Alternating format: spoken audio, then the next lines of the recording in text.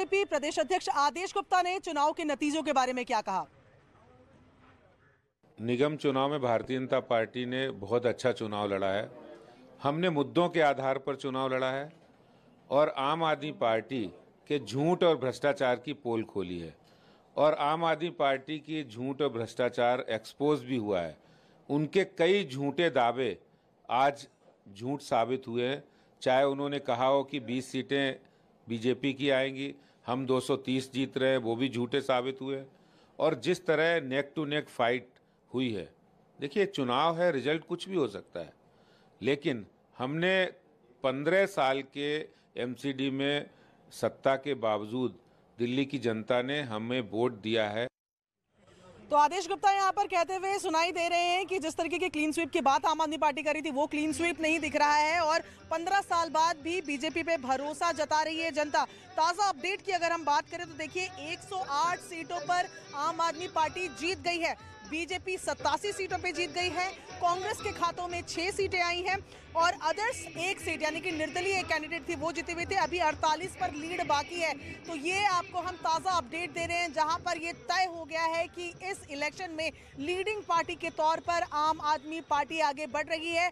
देखिए 250 वार्ड है, ऐसे में 126 जिस पार्टी को मिल जाएगा उसकी मेजॉरिटी मानी जाएगी। मैं एक बार फिर आपको बताऊं कि ये पूरा एमसीडी का जो चुनाव है ये विधानसभा चुनाव के जैसा ही होता है। जब मेयर चुनने की बारी आती है तो पहली मीटिंग जो भी अब इन चुनाव के जो पार्षद चुने गए हैं ये जब पहली मीटिंग करेंगे उसी मीटिंग के दौरान मेयर को चुनना होता है, यानी कि पहला काम मेयर को चुनना होता है और उसके लिए पार्टी अपने मेयर कैंडिडेट का नाम जो मेजॉरिटी में आती है वो सजेस्ट करती है। अगर कोई और मेयर कैंडिडेट के लिए खड़ा होना चाहता है तो वो भी खड़ा हो सकता है। उसके बाद तमाम चुने हुए पार्षद जो है वो वोटिंग करते हैं और उसके बाद मेयर का चुनाव होता है। डीएमसी एक्ट जिसके हिसाब से एमसीडी चलती है वो डीएमसी एक्ट के हिसाब से फाइनेंशियल ईयर की शुरुआत में मेयर का चुनाव होना चाहिए, पर क्योंकि ये इलेक्शन दिसंबर में हुए हैं और अप्रैल के महीने से शुरुआत मानी जाती है फाइनेंशियल ईयर की, तो ऐसे में अब एक्सपर्ट्स ये बता रहे हैं कि ये शक्ति केंद्र सरकार के पास होगी कि वो चूज करेंगे कि इन चुनावों को कब कराना है। फिलहाल ताजा अपडेट यही कि 108 सीटों पर